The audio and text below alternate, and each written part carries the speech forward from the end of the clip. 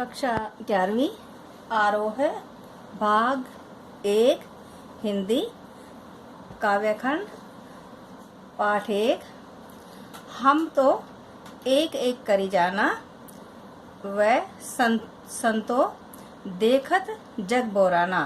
पाठ का नाम है कवि है कबीर। काव्यांश भाग 1।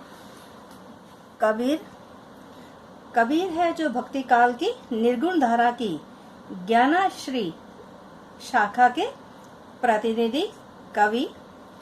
कबीरदास जी का जन्म सन 1398 में लहर तारा नामक स्थान वाराणसी उत्तर प्रदेश में हुआ था। उनकी विधिवत शिक्षा के संबंध में कोई साक्ष्य प्राप्त नहीं होता।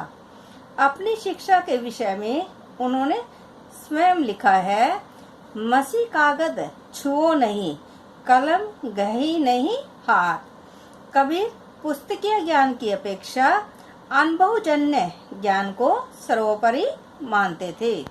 उनकी रचनाओं में नाथ, सिद्ध और सूफी संतों का प्रभाव स्पष्ट दिखाई देता है। वे कर्मकांड, मूर्ति पूजा, जाति व धर्म के आधार पर किए जाने वाले भेदभाव के सख्त विरोधी थे। उनका अपनी भाषा पर पूर्ण अधिकार था। उन्होंने उसे जैसे चाहा वैसे प्रयोग किया। उनके इसी गुण के कारण हजारी प्रसाद द्विवेदी ने उन्हें वाणी का डिक्टेटर कहा है। उनकी रचनाएं बीजक संग्रह में संकलित है। उनका देहांत सन 1518 में मगहर में हो गया था। ये जो पाठ है उसमें ये पंक्तियां इस प्रकार हैं। हम तो एक एक करी जाना, दो ही कहे तिन्हीं को, दो जग जिन नाहिन पहचाना। एक ही पवन एक ही पानी, एक ही ज्योति समाना। एक ही खाक गड़े सब भाड़े, एक ही कौरा साना। जैसे बाड़ी कष्ट ही काटे, अग्नि न काटे कोई। सब गति उतरे अंतरी, तू ही व्यापक धरे स्वरूपे सोई। माया देखी के जगत लुभाना, काहे रे नर गरबाना। निर्भय भया कछु नहीं व्यापे, कहे कबीर दीवाना। शब्दार्थ इसके इस प्रकार है। एक यानी परमात्मा, दो अर्थ है इसके। एक का एक है, एक परमात्मा है। दो यानी दो, तिन्हीं उनको। दो जग यानी नरक, नाहिन यानी नहीं, एक यानी एक ही। ज्योति यानी प्रकाश, समाना यानी समाहित होना यानी व्याप्त होना। खाक यानी मिट्टी, गड्ढे यानी बनाए गए हैं भांडे बर्तन, कोहरा कुमार, साना यानी मिलाया, बाड़ी यानी बढ़ई, काष्ठ यानी लकड़ी, अग्नि यानी अग्नि आग, घटी यानी गड़ा या हृदय से भी मतलब है। अंतरी यानी भीतर अंदर, धरे यानी रखे, स्वरूपे यानी स्वरूप, सोई यानी वही। माया संसारिक आकर्षण, लुभाना मोहित करना, गरबाना यानी गर्व करना, निर्भय यानी निडर होकर निर्भय, दीवाना यानी बैरागी। प्रस्तुत काव्यांश हमारी पाठ्य पुस्तक आरोह भाग से उद्धृत है। यह जयदेव सिंह एवं वासुदेव सिंह द्वारा संकलित संपादित कबीर वाड में खंड 2 शब्द से लिया गया है, जिसकी रचयिता कबीर जी है। प्रस्तुत पंक्तियों में कबीर जगत एवं ब्रह्मा दोनों को पृथक न मानते हुए उन्हें एक ही परम तत्व अर्थात परमात्मा की सत्ता के अंतर्गत स्वीकार करते हैं। अब पंक्तियां इस प्रकार है। हमें तो एक एक करी जाना, दो ही कहे तिन्हें को, दो जग जिन नाहिन पहचाना। कबीर जी कहते हैं कि उन्होंने तो यह जान लिया है कि ईश्वर एक ही है।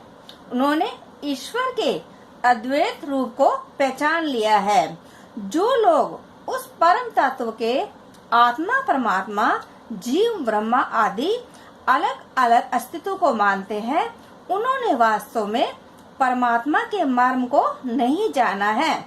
ऐसे लोगों के लिए यह संसार नरक के समान है। एक ही पवन, एक ही पानी, एक ही ज्योति समाना, एक ही खाक गड़े सब भांडे, एक ही कोहरा साना। कबीरदास जी कहते हैं आगे, कहते हैं कि जो लोग कबीरदास जी कहते हैं कि यहाँ इस संसार में भी एक ही जैसी हवा बहती है, एक जैसा पानी है तथा एक ही ज्योति अर्थात प्राण तत्व सब में समाया हुआ है। वे कहते हैं जिस प्रकार कुम्हार एक ही तरह की मिट्टी से सभी बर्तन बनाता है, चाहे उनका आकार प्रकार भिन्न भिन्न हो, उसी प्रकार ईश्वर ने ही मनुष्य के शरीर का निर्माण भी एक जैसे तत्वों से किया है, भले ही उनके आकार प्रकार स्वरूप भिन्न भिन्न दिखाई देते हो। जैसे बाड़ी काष्ठी काटे अग्नि न काटे कोई, सब घटे अंतरित हुई व्यापक धरे स्वरूप सोई। कबीरदास जी कहते हैं, अपने मत की पुष्टि करते हुए कहते हैं कि जिस प्रकार एक बढ़ई लकड़ी को तो काट सकता है, लेकिन उस लकड़ी में निहित अग्नि अर्थात प्राण तत्व को वह नहीं काट सकता, उसी प्रकार परमात्मा के सभी मनुष्यों में समाये होने के कारण आत्मा अमर एवं अकाट्य है। माया देख के जगत लुभाना, काहे रे नर गरबाना, निर्भय भय कछु नहीं व्यापे, कहे कबीर दीवाना। आगे कबीरदास जी कहते हैं कि मनुष्य संसार के माया जाल में फंसा हुआ है। वे उसे समझाते हुए कहते हैं कि हे मनुष्य, तू इस झूठी माया पर क्यों अहंकार करता है? तुम्हें किसी बात पर अहंकार नहीं करना चाहिए, यह अहंकार निरर्थक है। अंत में प्रभु के प्रेम से सरोवर कबीरदास जी कहते हैं कि जो मनुष्य इस माया अर्थात सांसारिक आकर्षणों के भ्रम से मुक्त हो जाते हैं, वे निर्भय रहते हैं, उन्हें किसी प्रकार का कोई भय नहीं सताता है। ठीक इसी प्रकार कबीर भी अब निर्भय हो गए हैं, उन्हें अब कोई भय या डर नहीं है, क्योंकि उनके हृदय में प्रभु के लिए प्रेम पूर्ण रूप से है। इन पंक्तियों का भाव यह है कि कबीरदास जी है वो कहते हैं कि बर्तन लकड़ी आदि विभिन्न, कबीरदास जी ने इन पंक्तियों के माध्यम से बर्तन लकड़ी आदि विभिन्न उदाहरणों के माध्यम से ईश्वर के अद्वैत रूप को स्थापित करने का प्रयास किया है और संसार की प्रत्येक वस्तु में उसकी व्यापति दिखाई है। कबीरदास जी ने आत्मा और परमात्मा को एक ही रूप में देखा है।